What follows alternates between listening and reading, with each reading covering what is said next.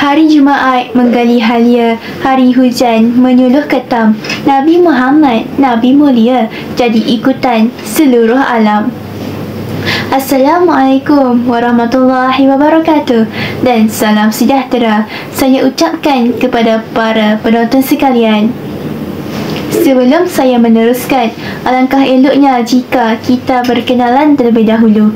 Perkenalkan, nama saya Nur Asmira Alisha binti Aziz, bersekolah di Sekolah Menengah Kebangsaan Pengkalan Hulu. Kod sekolah saya AEA 7007. Hari ini, saya ingin mengulas sedikit sebanyak tentang sebuah buku yang telah saya baca yang berjudul Saat Rasulullah Bergenang Air Mata, karya Abu Muhammad Noor Askar At-Turabi yang diterbitkan oleh Publishing House STM-BHD pada tahun 2023. Buku ini merupakan hasil karya seorang ahli akademik negara iaitu Muhammad Karibi Ismail atau lebih dikenali dengan nama penanya Abu Muhammad Noor Askar Al-Wildan. Anak kelahiran Kampung Lalang Pepuyu Tanah Merah Kelantan ini dilahirkan pada 14 Februari tahun 1991. Sepanjang tempoh perlibatannya dalam dunia penulisan, beliau telah berjaya menghasilkan 11 buah buku termasuk satu buku sisipan. Namanya mula menjadi sebutan ramai setelah buku pertama beliau yang berjudul Mutiara Al-Quran berjaya mendapat tempat dalam kalangan pembaca. Buku ini mengandungi 273 halaman bercetak hitam putih yang tidak memiliki gambar serta mengandungi 21 bab di dalamnya. Setiap bab mengisahkan tentang detik-detik duka dan air mata dalam kehidupan Nabi Muhammad SAW. Meskipun dilanda kesedihan, semangat juang baginda tidak pernah pudar untuk membimbing umat menuju jalan yang benar. Air mata Rasulullah digambarkan sebagai rahmat dari Allah yang menyedarkan hati untuk sentiasa tunduk dan mengisafi diri sebagai hamba.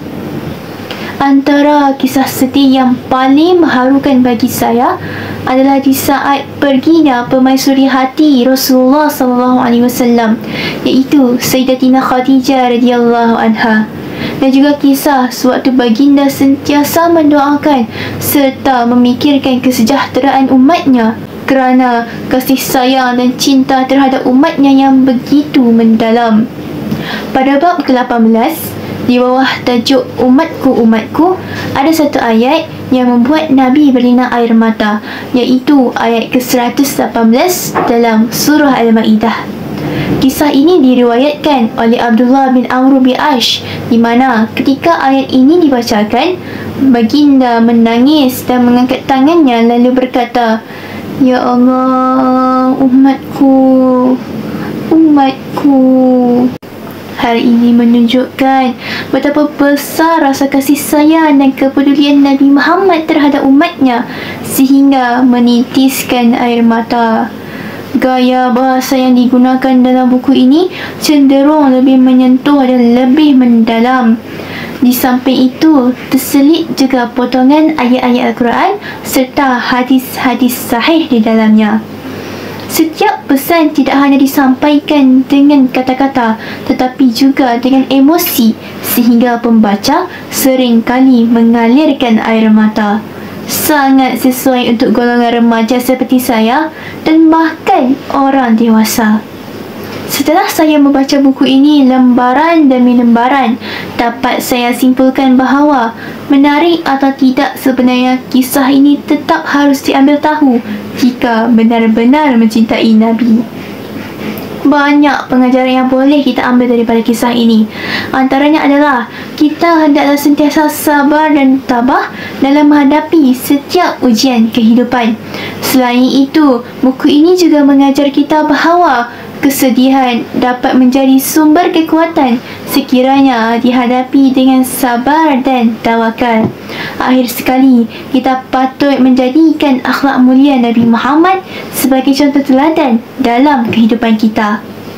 Rumusannya, buku ini bertujuan untuk memberi inspirasi dan motivasi kepada pembaca untuk lebih mencintai Nabi Muhammad dan mengikuti akhlak mulianya, serta mengambil hikmah daripada setiap peristiwa dalam kehidupan baginda.